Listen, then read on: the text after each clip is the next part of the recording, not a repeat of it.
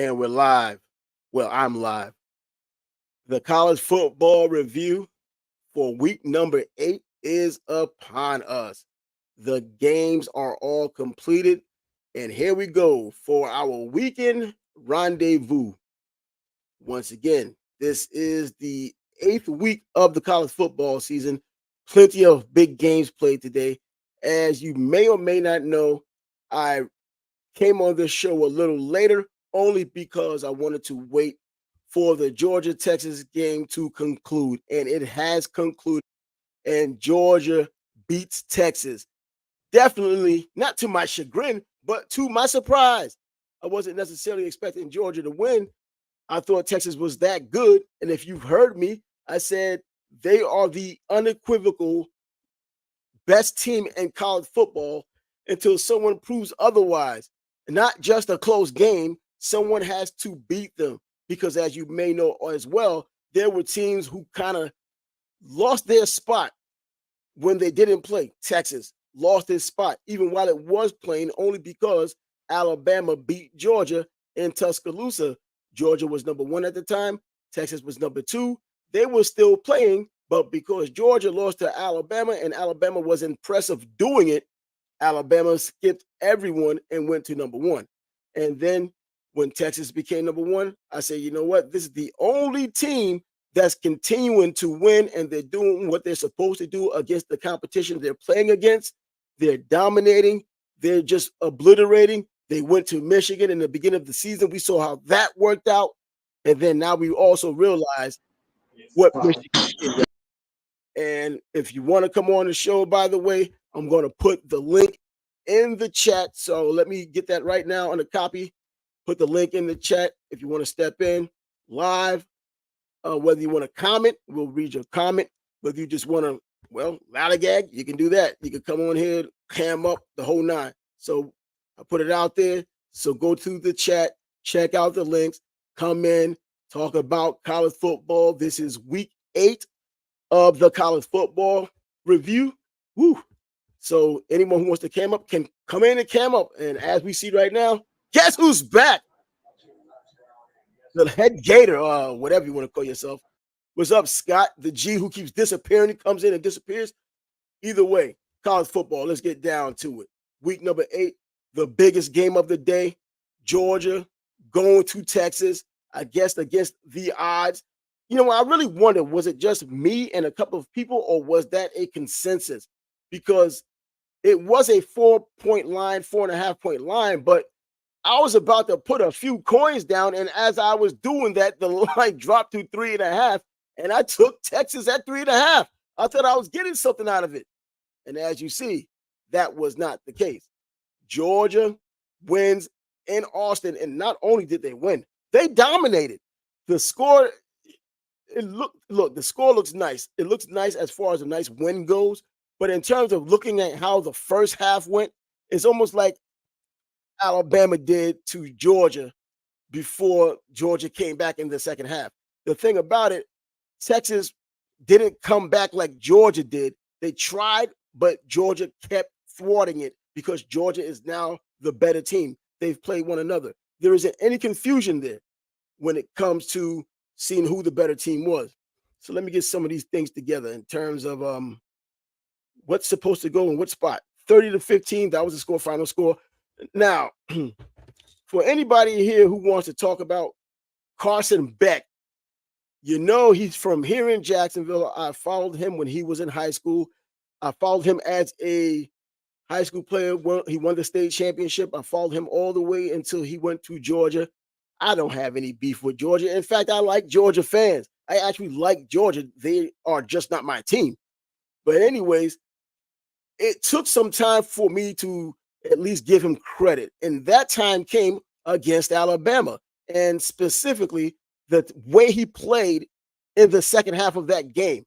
I thought he looked a lot better in the second half than he looked in the first half. And I thought that would be the turning point to him finally being the quarterback they thought he would be coming to Georgia from Jacksonville when he came out of high school.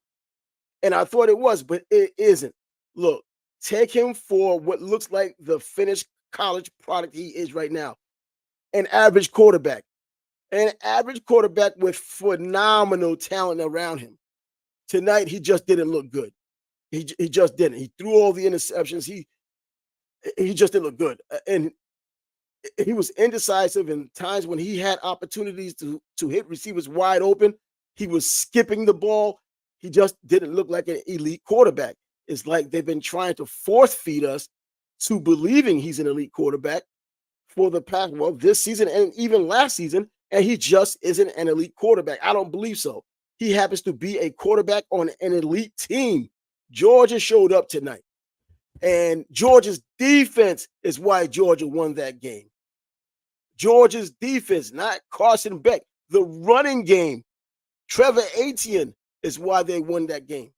The defense showed up, the offensive line showed up, and that's how you got the happily ever after in Dogville. So yeah, those are simple things that needed to get pointed out for how it turned out. You looked at his numbers. I didn't get to see the final numbers because I was doing everything else. The game was pretty much in hand. If you wanted to hang around and act like Texas was coming back for real, well, you could sit around and do just that.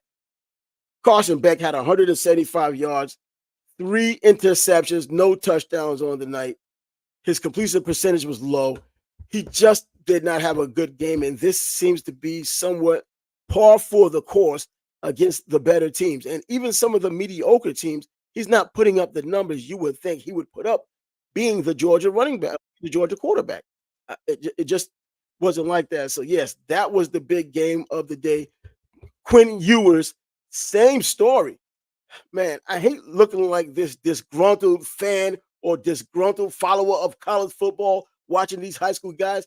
But and I hate continue to say I wasn't sold on this guy or I wasn't sold on that guy. But guess what? I wasn't necessarily sold on him when he was at Ohio State.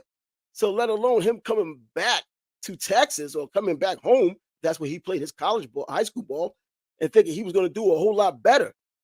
I think Arch Manning, not because I'm a Peyton Manning fan or even an Eli Manning fan or even a Manning family fan. I don't have any problem with them either. But Arch Manning seems to be a better quarterback. Now, there was an opportunity tonight only because Quinn looked so poorly when he played, and it was the offensive line, which is supposed to be a dominant offensive line, and they couldn't keep Georgia off of them. Georgia's defense showed up. That offense didn't show up, at least the passing game. Drop passes primarily, missed thrown passes by Carson Beck. The running game set it up. That Georgia running game, if you looked at Georgia's history and you know how they go about running the football, regardless of who's back there, they've always had that one constant. If that quarterback, whoever it was, wasn't playing up to par, they could lean on that running game. They've done it so much in the past. This time, tonight, they leaned on the running game, the offensive line, and the defense as a whole. Georgia tonight showed they were elite. And you know what? Next week, it may be a different story. Not for them, but they're going on a bye next week, and then they're coming to play the the Gators in Jacksonville the following week, the world's largest cocktail party. But this is what we have in college football now. There isn't anything that's constant. And so one week you're saying this is the best team I've seen all season. The next week you're saying, man, that team isn't any good. How do we know that? We've seen Alabama, who's now just won one of 3 games. The last 3 games they played, they're 1-2. Just losing again in Tennessee this evening. So this is what we have in college football. But getting back to Georgia, those guys were such sure tacklers tonight. They got after it. They got after the quarterback. When one guy got to the play, he made the play most times. And sometimes when his teammates came along, it was just guaranteed. But they were sure tackling tonight. They went into the Hornets' nest against all odds, I would believe, because I didn't believe they could do it, especially with Carson Beck. I didn't think they were going to lead with defense because that defense has been beaten up before too. Look at Tuscaloosa just a couple of weeks ago. That defense was able to step it up and do what they do. Anyways, once again, if you want to come in, you can come in, leave a message, or you can come in, cam up, and whatnot. And right now, we do have the Yankees on their way to the World Series, baby. This is college football, but yo, the Yankees are going to the World Series. I'm glad somebody came on here and updated me on that because I've been so enamored with college football. But I did keep an eye on the Yankees when they were down 2-0, tied it up 2-2, and I had to go take care of the business of looking at these games, watching these games. So now I see the Yankees are going to the World Series. But as a Yankee fan, the World Series is something. Winning the World Series is everything. We're not other fans where you're just happy to be there. The Yankees have to win. Number 28 has to be the result of this entry into the World Series. Now let's get back to that college football. But anyway, going back to Georgia, look, somebody might have come up again. Let's see if it stays. Scott, the G is on. Are you here to talk about what had happened with Texas and Georgia tonight? Can you hear? I guess you can't. Whatever's going on. Let me see. I know, right? This live show thing. This is what we get. Train has passed. Back, but train. I will go outside. Oh, okay. Let me know if it's too loud. I'm seeing all of these things now. Are you on? Can you hear? What's up, man? Open your mouth. God, I'm seeing you posing and showing pictures and all of that. Then you just disappeared. I was talking about how Georgia went into Austin, Texas tonight, took care of that business in Austin. The Texas Longhorns, the number one team in the country, which is just last week and even previous weeks, I was saying was the best team in the country after the smoke had cleared when Georgia was beaten by Alabama and then Alabama was beaten by Vanderbilt. All of these different things happening. Oregon pushing forward, maybe the number one team in the country right now, likely the number one team in the country, and should be as a number two team. And even though it was just Purdue on Friday night, 35-0, emotional letdown from the previous week's game against Ohio State, they now should be number one. I think Penn State should be number two. And then you do have Georgia, probably number three now, moving from 5-3. Not a bad idea. So the takeaway from that is when Travis tells you what the number one college football team in the country is, don't listen. Don't listen. Don't listen. Don't walk. Run away. Well, the way things turned out, it looks like it was a consensus. People, I think that between the AP and the coaches poll, they were in a consensus along with me, thinking that whoever the number one team was the number one team for that moment. But Georgia, if you watch the game against Georgia, because I know you're you're a Gator fan, and I understand that you I watched both games. Thank you very much. Okay, you were watching both games because I know your eyes are kind of cocked. You probably can watch them at the same time. But you could when you watched the Georgia game, did you get a chance to see the nuance of Georgia's defense, how dominant it was? And did you see how Texas's offensive line was supposed to be so great? They couldn't do anything against Georgia. I was surprised. I really thought Texas was a better team. I didn't realize Georgia's defense was that good. I knew Texas had a world-class offense. So I didn't pay as much attention to Georgia's defense, but I think, the results speak for themselves. By the way, I'm on location here up at the number one sports bar on the west side of Jacksonville, where there are as many Georgia fans as there are Florida fans. So there's some Florida fans you might be able to speak to while I'm here, but it's, I'd much rather talk about that game other than to say what I've already said, that, huge win for Georgia. You're predicting they'll be number one now? No, I think Oregon needs to be number one. Georgia may be number three, only because Penn State, which was number four, should be able to move up now to the number two spot. Now, so we know what that means. Oregon's screwed, right? Oregon's not screwed. Oregon should be at the number one spot comes Monday. Right, but that's what you said about Texas as well. Oh, no. When I said Texas should be the number one team, they became the number one team. Now, for me to say that they were unequivocally the number one team because they were winning and they were dominating, that's another story. They lost a game, and now they're not the number one team. So, yeah, getting to the number one spot, that's it on Monday. But holding on to that number one spot, that's the problem. How that works? When you lose, you're not number one anymore? Well, you shouldn't be number one if you've been proven otherwise. I agree. So now Oregon should be number one until they either lose or, you know what? I don't even think at this point in the season, if it's a close game, it should be considered a loss. You should lose your spot like Texas did to begin with, being number one. And because Alabama played so well against Georgia, they leapfrogged everyone, including Texas, and became the number one team when Texas wasn't even idle. They were playing that day and still were leapfrogged. But Right. I got So to give credit where credit's due with Georgia, because Georgia's defense came today and they were absolutely dominant. Their dominant. offensive line was absolutely dominant.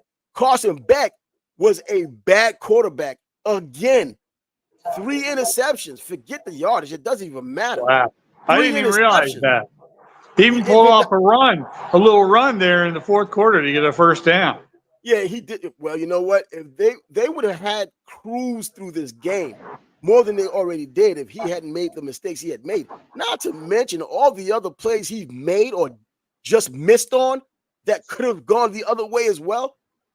Man, I've been looking for him to progress, because I'm down with these Jacksonville guys when they come into the high school ranks and they end up going into the college ranks, especially these top flight colleges. Me too. I wish him the best, unless he's playing the Gators. But yeah. Yeah, and he just hasn't been that player. It's like these public people or national people are trying to stick square pegs into round holes. And they done it last season because Stetson Bennett was gone. They're thinking the next man up should be just as good, because his story's already said he's a 4-star quarterback coming in, because the other story with Stetson Bennett was he's not a 4-star quarterback. He's the ultimate underdog, and it's a nice story. Once the Cinderella story is over, he's gone. Well, he's gone, but he got himself 2 championships, and the real champ supposedly supposed to come in, that was Carson Beck, the real 4-star guy, the real prototype, the stereotype. And he was only a 4-star? A 4-star. It goes back and forth. Depends on who you're talking about. You're drunk. But which service? I got you. Exactly. Some services may have them. Look, I can tell you some things, or as you may already know, how I've been in the recruiting game for decades, really decades. And there was one time there was a quarterback that I was dealing with. He was not ranked at all. I got in touch with one of the, I guess, publications, and I started speaking to them. And I let them know this guy is a legitimate quarterback. Why isn't he ranked? Well, because he's not ranked. So this guy was cool with me. So I sent him a video. A week later, he makes him a 3-star quarterback. Was this a guy from Bartram Trail?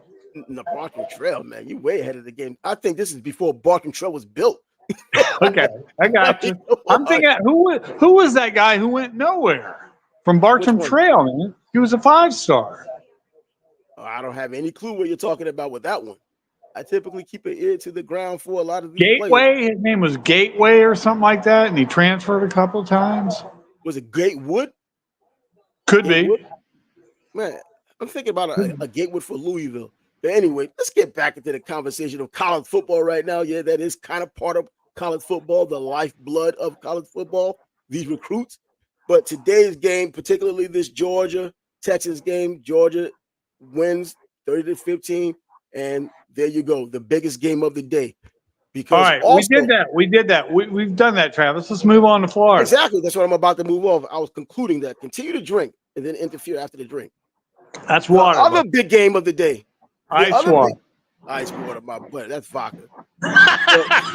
Get out of here. The other big game of the day were the Miami Hurricanes. It's not a big game in terms of ranking. It was a big game in terms of excitement. So you look at what had happened with Miami playing Louisville, Miami number 6 in the country. The first time in forever they've been ranked this high and have maintained that rank. Now 7-0, but 52-45. 52-45. That was the score of the Miami Hurricane game against Louisville. They went to Louisville. They're playing for the Howard Schnellenberger Trophy, because Howard Schnellenberger was the coach, as you may or may not know, of the Miami Hurricanes. He was the patriarch of championship Miami Hurricane football. And then he also coached at Louisville. So today's game in Louisville was played for the Howard Schnellenberger Trophy. All right, for people who don't know. Anyway, the score, it was, a high-scoring game. Miami's had problems coming off of bye weeks. this looked like it might have been no different, even though they started off quickly. 52-45 was the final result. Cam Ward threw for 319 yards today. No interceptions finally, but he had 4 touchdowns. He ran the ball effectively, still in between time, made some boneheaded plays. Or they could have been even more boneheaded. He does these little trick things, like he doesn't go down all the way, then he might flick the ball, and it just ends up in a teammate's hands. There's going to come a time when you play those better teams, that's not going to happen. It's going to be a detriment to your team. It almost happened against Cal last week. 25 points. They had to come back from 25 points to beat Cal, a team like Cal. So when you're talking about these top teams that they're going to be playing, if they get to the playoffs, or they should, but I don't take anything for granted the way college football has been. When they get there, and they may have to play in Oregon, or they may have to play at Penn State, or they may have to play in Ohio State or at LSU, those guys aren't going to make the same mistakes. Much better players. It looks good playing in a weak ACC right now, but that's not going to fly when the real dogs come to the table. In fact, looking forward at Miami, even in the ACC, I think Georgia Tech may be a problem, a better team this year than last year. They passed more this year than last year. Miami had their problem with Georgia Tech last year in Miami. They lost. And then the game I think should scare Canes fans more than anything is the Syracuse game. In Syracuse, I think any quarterback with almost a heartbeat or pulse could give that secondary of Miami serious problems. We saw that today. We've seen it in previous games. That secondary is the Achilles heel of the Miami Hurricanes. The heel of the heels, the Achilles heel. And when they go to Syracuse and Kyle McCord is up against that secondary, there will be problems if they're not addressed schematically, because you can't do anything differently with the players you have. You can't bring more players in that aren't on the roster right now. You have what you have. You have to scheme your way to winning. And it looks like if they go to Syracuse playing like they played today, there's no way they're going to win. There's just no way. Anyway, here's old Scott the G back up here. Hey man, are we ever going to talk about the Gators, or are you just going to kind of leave that for the last 5 minutes of the show? I'm going through the most important teams first, the most important games first, because those games were played, and the games that have more anecdotes. Well, then you should have started at the top of the show with the Gators, beating the daylights out of Kentucky. Beating Kentucky. Come on, Billy Napier is getting beaten up before he even leaves up out of here. He's getting out of here regardless of what the Gators do. But he won today, and you know what my concern was? My concern was don't fire the guy before the end of the year, and I think he bought a lot of time to. And I don't think it's a matter of buying time. I think it's just they just agreed they will let him bleed out towards the end of the season. That's it. Right. But what's the alternative? Is you fire him in the middle of the season, which we talked about. Look, you're going to go to the same destination regardless of what they do with Billy Napier now or later. Whatever's going to happen at the end of the season, it's already here. That's where you're going to be. So whether there's an interim coach in place or whether he's there, you're going to be where you're going to be. And agreed. It's not getting and I would argue he really had some bad play calling today. So you know what? Yeah. I didn't watch the game. You're going to end up there. But my hope was that you don't fire him in the middle of the season unless you have someone who you want to come in right away. And I feel pretty confident they're not there. That ever happen. Exactly. Exactly. So I was trying to avoid that thing. It's always been the other coach or the next coach up on the roster who's going to take over. That's it. It's not going to be, okay, we're going to look for a coach. We're going to find someone. We're going to hire these advisory firms as they do and find a certain, go on the search party, find the coach and bring him in. It's not going to be like that. So you may avoid that since he won. No, I'm just thinking that the decision was made earlier this season because they were looking to fire him according to people I really trust who are really right. And like you said, if you fire him early, let him bleed out. And like you said earlier, fire him early, it sends a signal, even though it tends to be dysfunctional in the long term, it sends a signal. A signal to who? the whole program, right? This is unacceptable. It doesn't. No, it doesn't send a signal to the whole program. You're gonna, if anything, it makes the next coach think he could be in the same situation, get treated the same way poorly, if not poorly, Right. and he may not I'm just want to quoting deal with you. that. I'm just quoting you, by the way. When you said, I said, why fire him until you have a guy to replace him? And you said it sends a signal. I just said, it sends a signal. Did I Check the say that? tape, brother. Yeah, I'm Check gonna the have to look at tape. that. I'm gonna have Check to the check and tape. see, because I don't think that I said it sends a signal, because what signal would it send, really? I mean, have Well, another that's drink and we'll continue to talk over unacceptable. here. I'm just trying to agree with you, but you don't make it Well, easy. man, look here. We're gonna put you on pause for a minute. You can just sit there and talk. Come on, man. Let's bring him back. We're not gonna treat him like that. Sam's been one of the dudes that's been down with me forever. Even though I gave you the wrong name. Scott. Let me see. Off I'll on. survive. You're back I'll on. survive. I know. I heard the same thing. But anyway, Billy Napier's, his fate has already been decided. They're just going to wait until the end of the season and they will let him out, regardless of what he does. Even if he comes here to Jacksonville and beats Georgia, he's going to be out. There's nothing redeeming about what he does. There's nothing going to save him, and rightfully so. Bring someone else in and start afresh or start anew, and let the transfer portal do what it's going to do, because you're going to lose players from there as well. So tonight, yeah, they beat Kentucky. Jippy damn do what? Let's get back to some real games, because I was talking about this Canes game. Wait. Let's talk about it. Kentucky has a good defense. They always have Kentucky has these a good good defense, defensive ends. yeah. They always have this great pass rush, like they had with Josh Allen, who's now with the Gators, and they were able to overcome that with I believe a true freshman in Gateway, which was this is the first SEC game he started, and he struggled at the beginning. He threw some bad passes. Maybe it's bad play calling. It probably is. Some of it definitely is. And then he threw an interception. And then the second half, the play calling got better, and his play got better. And they didn't just win; they smoked them pretty good. Well, I was going from a standpoint of who really cares about what the Gators are doing right now, and that's the truth. Outside of Fair you enough. and some sycophantic Gator fans, who really cares about what they're doing right now? They're just dealing with it voluntarily, Hey, brother, because who that's watches the these thing. shows other than sycophants? Hey, you know what? Yeah, but Gator sycophants, if they knew how I talked about them when I was doing radio, they wouldn't be here. Come on And, now. and and yet here I am. Yeah, Miracle of you are. miracles. And look at that. You have to drink in order to come on here, to put up with the nonsense. That's because it's you, brother. No offense, but Exactly. that's And because I'm it's the one you. who was making the comments. Back to these Canes, man. I wanted to get through this 52-45 win, not because it was a great win, because I believe it was just another win. It just underlies what the Canes are having problems with, specifically their secondary. The Canes secondary isn't very good at all. The defense is not holding up their end of the bargain.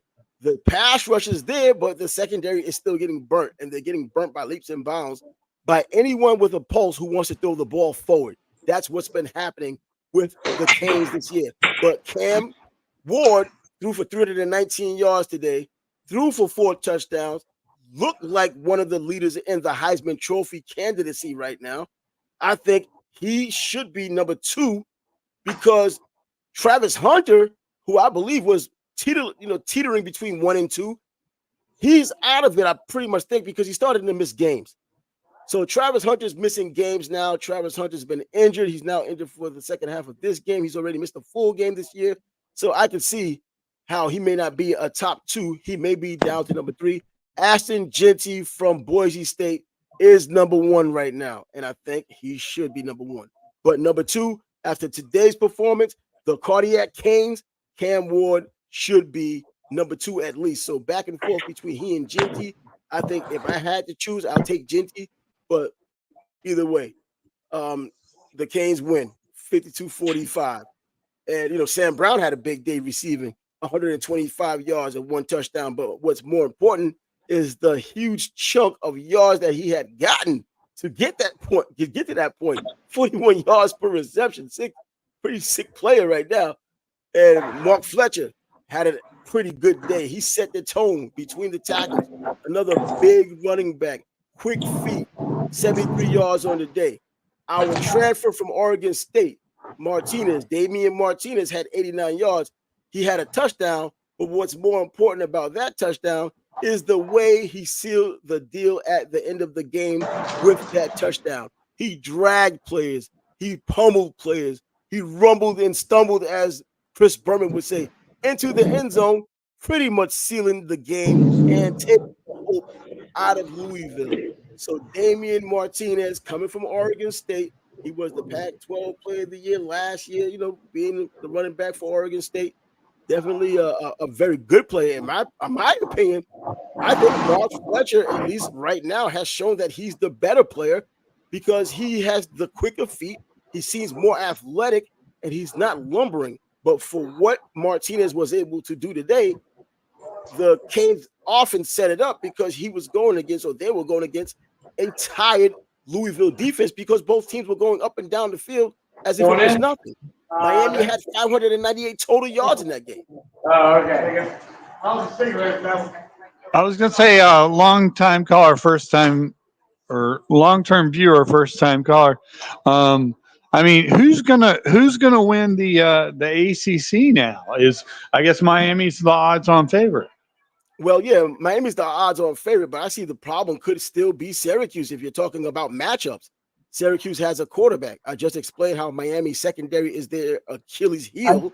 And if that is their Achilles heel, a good quarterback can expose that. They haven't gone against any special quarterbacks yet.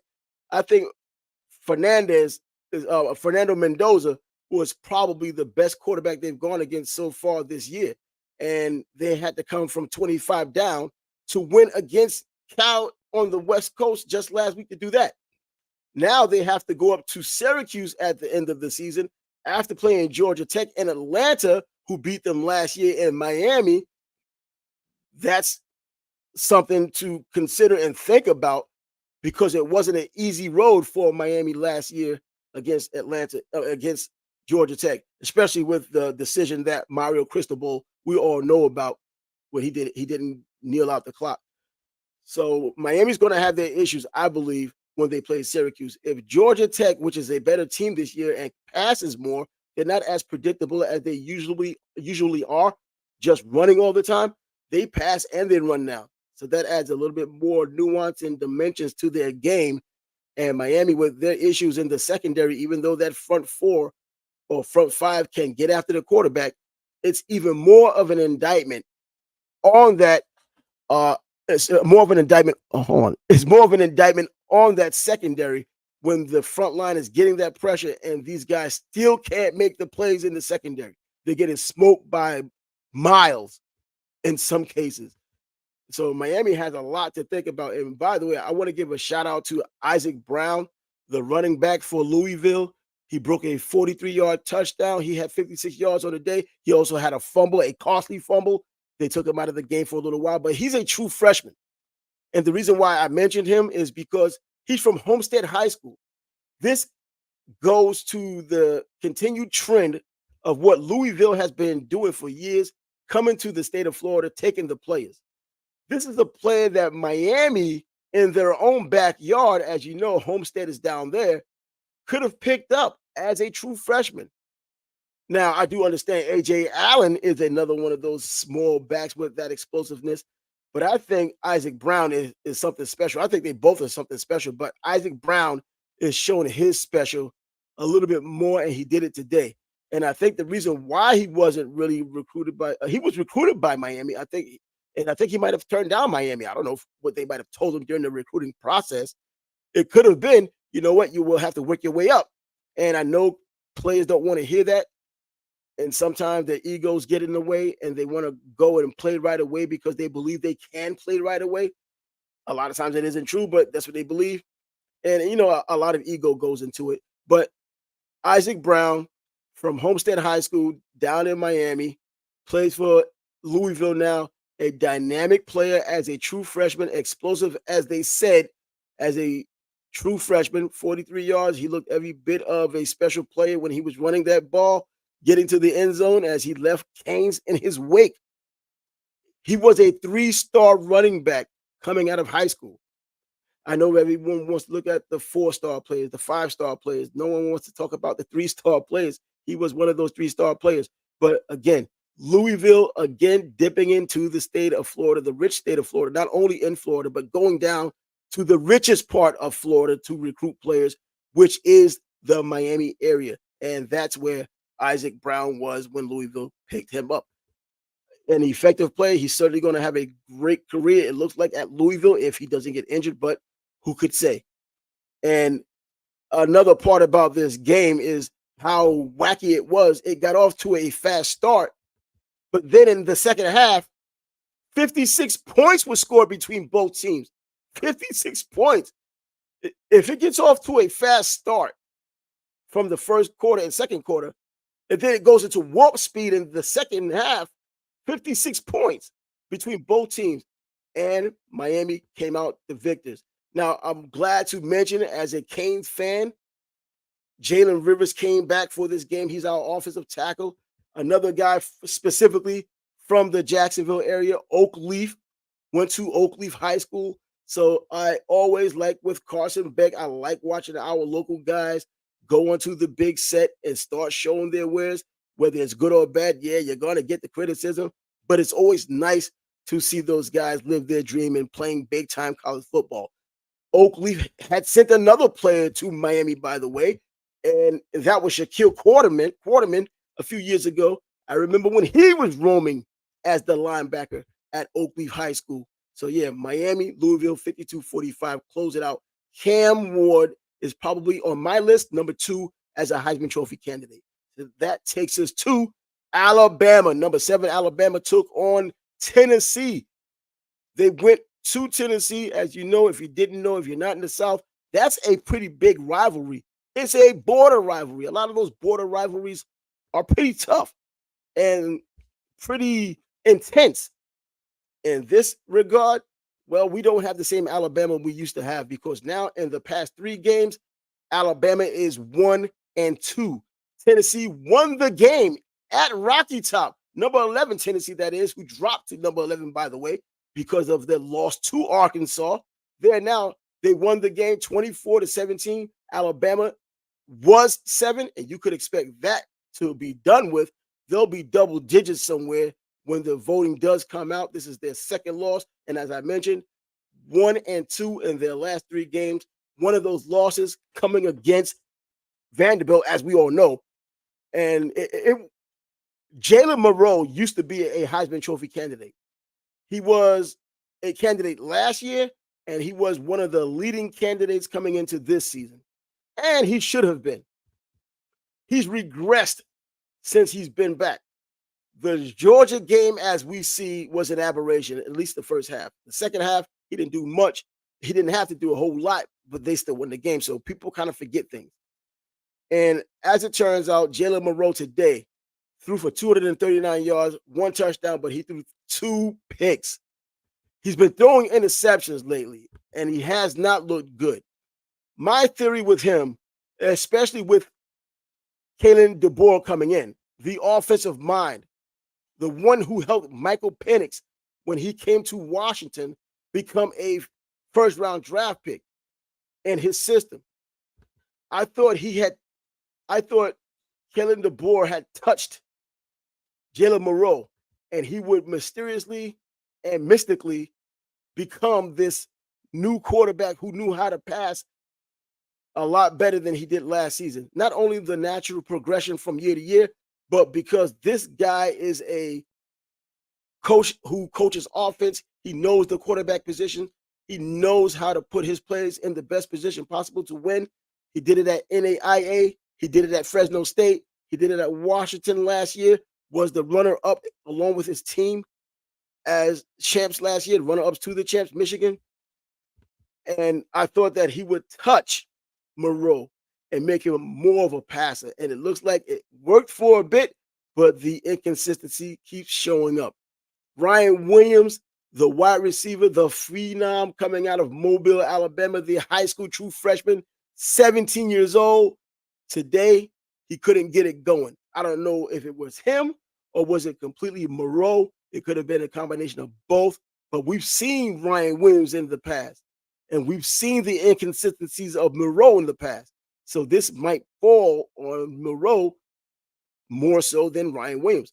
Ryan had 8 catches, 73 yards. But check this out, to compound and emphasize how much of an issue Jalen Moreau had today, he targeted Ryan Williams 20 times. That means he's missed him 12 times. 12 times he missed him. He only had 8 catches, but he still managed to get a touchdown. 73 yards and a touchdown. Bama offensively was stagnant. Their running game couldn't get going. On third down, they were 3 of 14 on the road. So many problems, so many penalties, not only penalties for Alabama, but penalties overall. Alabama and Tennessee got together for 26 penalties, 15 penalties for Alabama, 11 penalties for Tennessee. Alabama had 115 yards in penalties. That's over one football field worth of penalties, almost a football field and a fifth of penalties for one team. And then they didn't want to be denied in terms of what Tennessee was doing. They had 11 penalties, but 95 yards. They didn't get their century mark yardage-wise. But 210 total yards of penalties between both teams, I don't really think there's anything to really mention in this game other than Tennessee upsets Alabama in their border war 24-17. So there you have it. Alabama loses again, 1-2 in the last 3 games.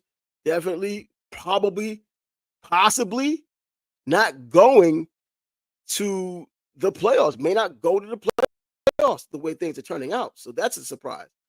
And so we'll have to wait to see how things play out. I know the people who might have thought there was a guarantee that they probably would lose a game, but they didn't count on them losing more than one game or the way they're losing these games. This is the most games they've lost before November since 2007. And that was Nick Saban's first year at Alabama. So Alabama has their work cut out for them, and some other things that may happen. This is college football, and the way things have been happening, they just have been happening. And it hasn't been normal. It hasn't been what we're used to seeing. Blame the transfer portal, blame NIL. I don't know. And I think they're both, they help one another. You go to another school because someone promised you NIL money. That's how the transfer portal works. I want to get in the transfer portal because I was making this here or not making anything here. Now I want to go over there. So now you're in the transfer portal because someone guaranteed you they'll give you a couple of dollars. Now, sometimes they may not live up to it. Matt Sluka from UNLV coming out of Holy Cross. Remember that? And you also know that UNLV hasn't missed them ever since because Haj Malik Williams has done a good job at UNLV since Matt Sluka has left the building. So a game I think we have to talk about is Indiana. Indiana, number 16 Indiana. That doesn't even sound right. In fact, the way they've been playing basketball of late, saying number 16 Indiana doesn't sound right, basketball-wise. But football specifically, they put the beating of a lifetime on Nebraska, absolutely bludgeoning them 56-7 in Indiana. Absolutely destroyed them. Curtis Rourke got injured, hurt his hand, had 189 yards, had 1 touchdown in the pick. It didn't even matter whether he was there because Taven Jackson came in. He threw up 91 yards, had 2 touchdowns of his own. But it was the Justice Ellison show in terms of running. He had 105 yards rushing, over 11 yards per carry. Against Nebraska, they had over 200 yards rushing, 215 to be exact. And they held Nebraska, who in the past used to love to run the ball because they had that option. Their I-back was possibly the most popular running back in the country back in their heyday of running the game with old Tom Osborne. This time they held to 70 yards rushing. The young phenom from last season, Dylan Raiola, 234 yards, but he was under fire today. 3 interceptions. 3 interceptions. That's what happened. The young quarterback is learning on the job, and he's going to be a great one for however long he stays, especially after this season. He has to stay. He's a true freshman, but you can see how good he's going to be moving forward. We've already seen it. And along with getting to that point, all the bumps and bruises that come along with getting to that point, you have to. You have to go trial by fire to come out on the other side as a better player, or if you can't stand the heat, you won't be a better player. He's looking like he could stand the heat, and this was one hell of a kitchen today. Today was one hell of a kitchen for Nebraska. That blowout on 56-7. Woo! Come on now. And this is the first time since 1967 Indiana's been 7-0. Just think about that. We're talking nearly 60 years. Nearly 60 years since they've been 7-0. I mean, Kurt Signetti, their coach, needs every bit of credit, because if you look at him and you knew his background, you know that he's a winner. He's won at Elon. When you win at Elon, there's something special about your coaching ability, because Elon was one of those schools that did not win at all. In fact, I think before he came, they only won like 4 games in like the last 3 or 4 years, whatever it might have been. And when he came in, they ended up winning 8 games. 8 games. That's a man who can coach. That's a man who can coach. He got Elon to win 8 games. And then he goes to James Madison, works his magic there. He upset North Dakota State when they were dominating. So this is a coach who knows what he's doing. I think he has a lot of Kalen DeBoer in him. Coming from the smaller schools, working your way through the system, you're just special. You just win. And even he knows it. He's not self-deprecating. At his press conference, when he came to Indiana, they asked him about how he planned on getting players and convincing them to come to play for him. He simply said, I win. Guess what? Look at his record. And he told them the same. I win. Google me. Yes, that's what he said. Google me. Look at my record. You'll find out what I'm about. I am about the winning life. And Indiana, again, 56-7. Nebraska, absolute obliteration, domination. And but look, Nebraska is still a work in progress. They still get after the quarterback. I believe they had 2 sacks in the game. They still get after the quarterback. They didn't run well today, but this is part of the Matt Rule regime, where the growing pains come along, especially with a true freshman quarterback on your roster. It's looking promising. Next year, it's not the Cleveland Indians or now Guardians, wait till next year mantra. This is really wait till next year, and then the year after, and the year after. You're going to see progress, just like we see progress now with this Nebraska team. You're going to see more progress next season, especially from year 1 to year 2 for young Dylan Raiola. You'll see him realize the talent that he has, and Nebraska will be better for it. It's just that this wasn't their day-to-day on the road. They were blown out, and it happens to the best of them. So don't get it twisted. Oklahoma. Just a couple of weeks ago, maybe 4 weeks ago, a month ago, Oklahoma was talked about as being a threat in the SEC.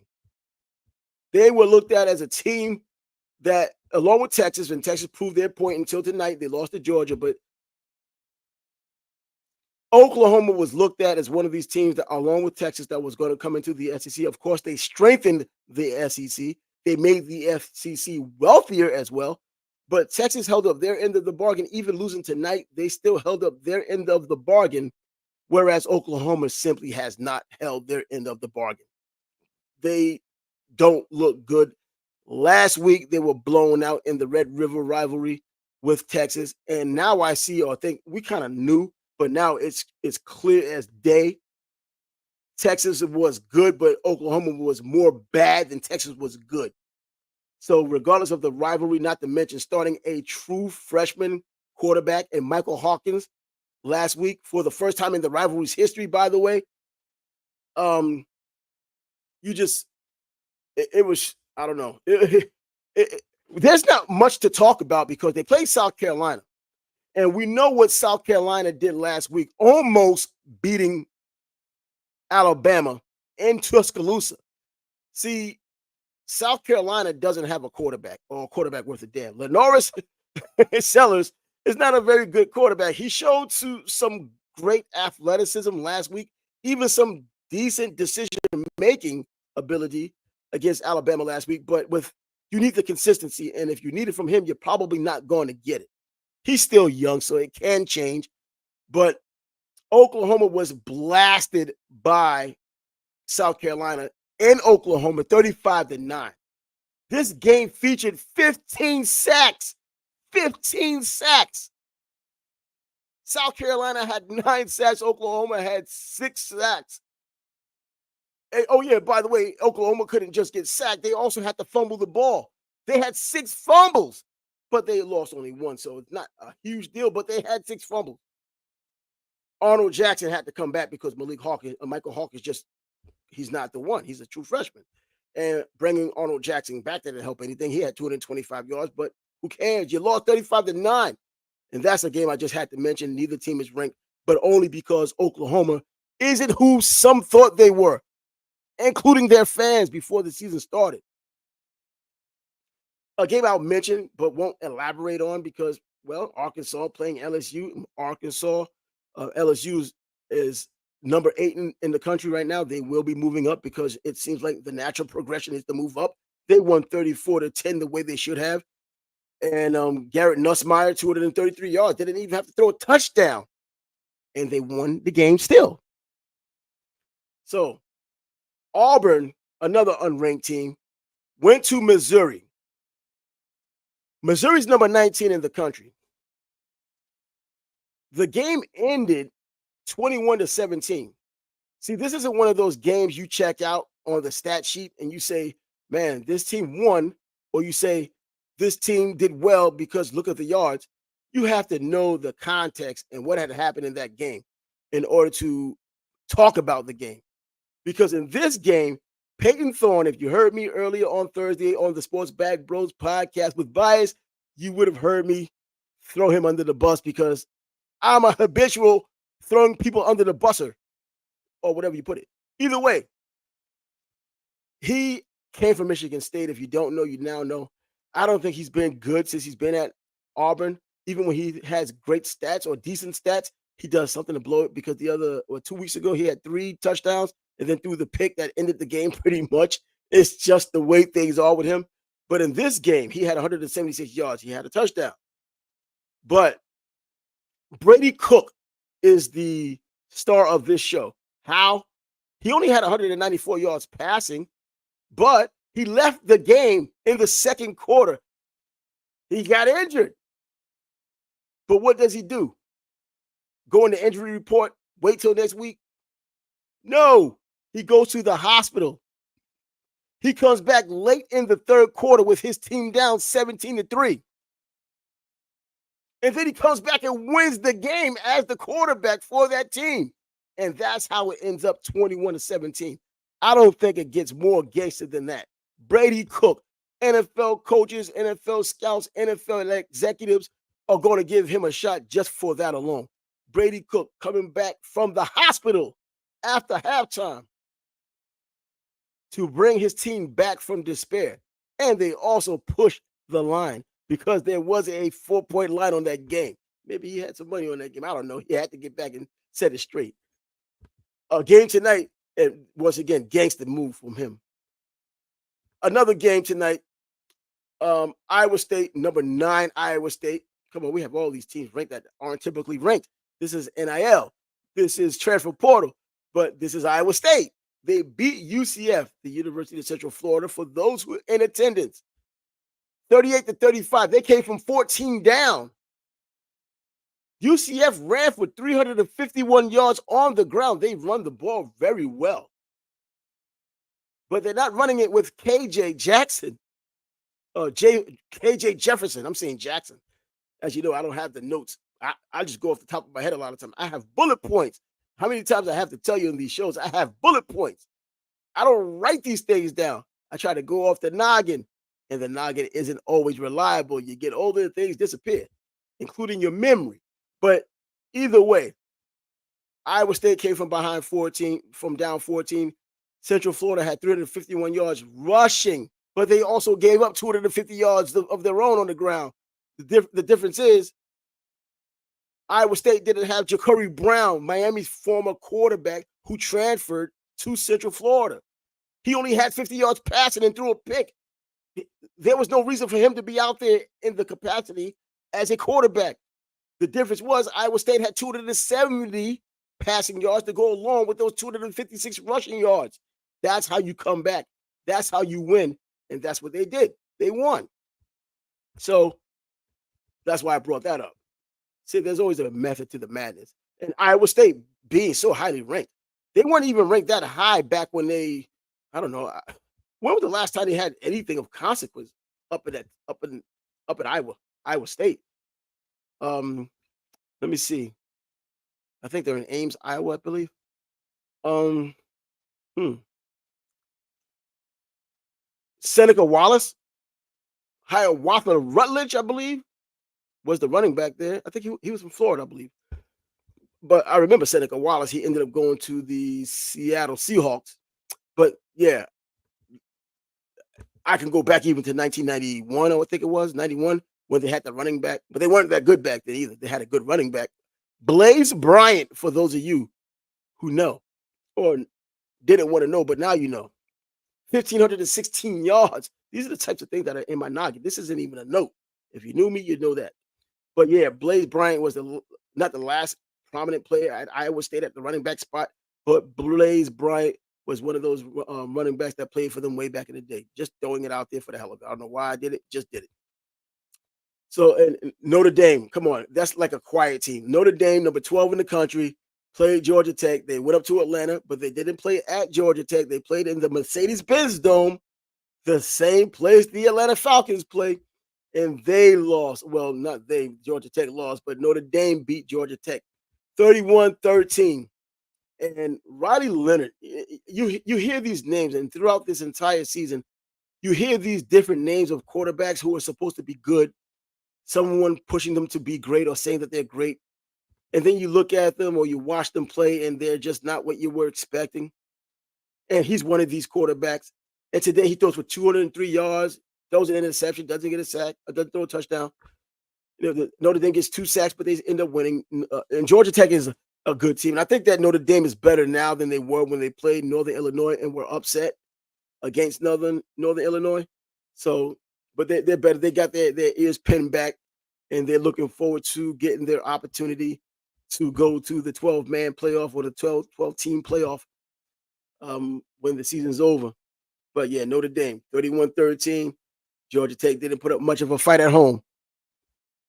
Next game up, number 14, Texas A&M took on Mississippi State. Nothing big to talk about here. 34-24. Mississippi State has been fighting more lately after getting blown out earlier during the season. I remember they were blown out by Arizona State, where Cam Scatterbo ran on them for 269 yards, but he didn't get any touchdowns.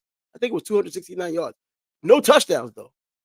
So, yeah, just had to point that out because, well, why not? It's one of the games that were played as well. I would be remiss, of course, if I did not talk about, even though they're not ranked, if I did not talk about what's going on in Colorado. They went on the road today at Arizona and got a win.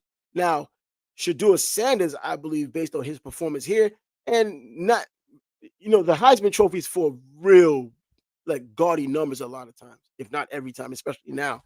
If you're playing for a team that isn't that great, then the numbers have to be even more gaudy. But he went on the road today along with his team. It wasn't just him. He went on the road and he threw for 250 yards, Shedeur Sanders, 2 touchdowns, 2 interceptions, but I think the deal is here with Colorado, they now have won their 5th game. Last season, they won 4 games. So they've already topped now what they did last season. People want to ridicule Coach Prime. They want to talk about his 4 wins from last year, smoking mirrors and laughing at him because that was all they had. Now they're ahead of that. So now he has officially done better than last season's team. And now he's officially improving the program. See, you could throw away last season because the year before they lost all those games and they got rid of all those players. So you were doing addition by subtraction. And so when he brought over 80 players through the transfer portal and so forth to that campus, and they got just 4 wins when everyone thought they would do better, everyone laughed at Coach Prime. But now, this year, they now officially have 5 games won. That's 1 game more than last season. So this is officially more improvement than the previous season, with possibly more games to win. More games to be won. And I think part of why they won, being on the road especially, they were able to control the line of scrimmage for one of the first times this season. They ran for 148 yards on the ground, and then their defense got after it. They got 7 sacks. Come on. Doesn't T-Terrell McMillan or T-Mac, doesn't he play for Arizona? Isn't he, like, coming into the season, was the Biletnikoff leader in the clubhouse, or was expected to win the Biletnikoff before the season was over or after the season? Well, he was also the same player who had 230 yards or 304 yards, I believe it was, in the beginning of the year. 304 yards receiving, averaging over 30 yards of reception, 10 catches. In order to have 30 yards per reception, it has to be 10 catches, but I think it was 30.4. It was 304 yards he received, catching, receiving, and averaged over 30 yards per reception. Anyways, Colorado went down there. Give credit where credit's due, and they were able to beat them. Noah Fafita is the quarterback for Arizona, and he and McMillan played high school ball together. So they know one another. That's why I think the chemistry is there. But Colorado, 5 wins now, a possibility of winning more. Probably nothing special to others, but they're making strides and looking better. So let's give credit where credit is due. Give credit to Clemson, number 10. Number 10, Clemson. Another ACC battle playing Virginia. They win the game themselves, 48-31. Cade Klubik, 308 yards, 3 touchdowns. He threw 1 pick, but they had a total of 539 yards. They've come a ways since playing Georgia in that first game. I would like to call those games throwaway games because there isn't any preseason in college football. So if there isn't any preseason in college football, what does that mean? That means you come out there the way you are, and if the team is better than you, which Georgia was legitimately better than Clemson, they just got ransacked. But as they got their kinks out of the armor fixed and the season went on, they've gotten better. So now this is closer to a finished product than they were in the first game of the season. 539 total yards, as I've said. And on defense, 4 sacks on the day. So they're getting the job done there. Looking good. And moving on. Number 22, Illinois, played number 24, Michigan. Michigan should not have been ranked. Illinois beats Michigan 21-7. Illinois also got after the quarterback 5 times and got sacks. There wasn't a lot of offense going on. 287 yards total offense. So not much going on between these teams. I think it was just a typical Big Ten battle, that Midwestern slobber knocker, slugfest. And that's what they had. Kind of SEC style. Low scoring, well, not necessarily, relatively low scoring, but low yardage and a lot of physicality. Let's give props before we close this out. Army. Now number 23 Army. It took long enough for them to get ranked. 23 Army, they play East Carolina. I know another team that isn't great, but they did win and did what they were supposed to have done, and they pushed the line as well. If you took it on a flat line 17, if you had 17 and a half, you lost. But they beat East Carolina 45-28, and they were slowed down. East Carolina was able to slow down that rushing attack of Army. Army only, relatively speaking, got 295 yards rushing. Their quarterback, Bryson Daly, well, he had 171 yards of those rushing yards. 171 of those rushing yards. He had 5 touchdowns on the day. He's another one of those dark horse. No pun intended when you're talking about the Knights being on the horse for Army. You know, the Knights, blah. Anyway, he had 5 touchdowns rushing. And he also managed to throw for 147 yards, which isn't typical of what Army does, or even Navy for that matter. And they held Carolina to 87 yards rushing. That Army defense, I mentioned it on the Sports Bag Bros podcast last Thursday, because every time I think of a good defense or even something on the cusp of a great defense at Army, I'm thinking Jay Bateman. He just happens to be my guy. He just happens now to be the defensive coordinator at Texas A&M. And look at what they're doing now, especially defensively. There may be something there. This guy needs a head coaching job. Now, if you're going to talk Army being undefeated, if you're going to talk about Army being number 23, guess who's number 25? Navy. They played Charlotte, and they did what they're supposed to have done against a bad Charlotte team. 51-17 as Blake Horvath, who's also a dark horse Heisman candidate, but he's certainly a little higher on the list than Bryson Daly. He had 117 yards and 3 touchdowns today.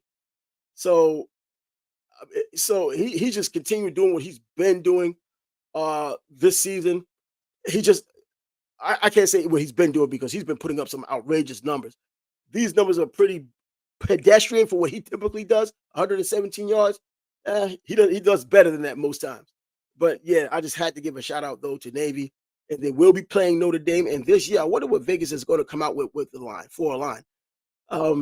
If it's going to be at the Meadowlands, MetLife Stadium in New York, and if Vegas or the betting public or the bettors or the bookkeeper or the bookies, you got those two. If the bookies had Georgia Tech at 13.5, quasi at home because it was at the Mercedes-Benz Dome and not on Georgia Tech's campus, their own stadium. If they had them at 13.5, where would they have Navy? I'm thinking 8. Navy, 8-point underdog. 7.5, 8-point underdog. That's what I'm thinking. If I'm handicapping this game, that's probably what I would have. And so we'll just have to wait until that line comes out to see if there is a yay or nay with what I'm saying. And then, and by the way, Navy did get 4 sacks in that game. So there we go. And their rushing game, they're 295 yards. They rushed for that, so it's lower than their average. And they're 4th in the country rushing the ball. But yeah, they still get the win and they blew them out. So they didn't even have to do what they're known for to get a win that big. So number 17, Kansas State beats West Virginia 45-18. I don't think anyone is surprised. Morgantown isn't what it once was if you go back to the days of Major Harris in 1988. But yeah, I'm just throwing dates out there looking stupid. But one team I should have brought up earlier because of respect more than anything else is Oregon. Oregon's number 2 in the country.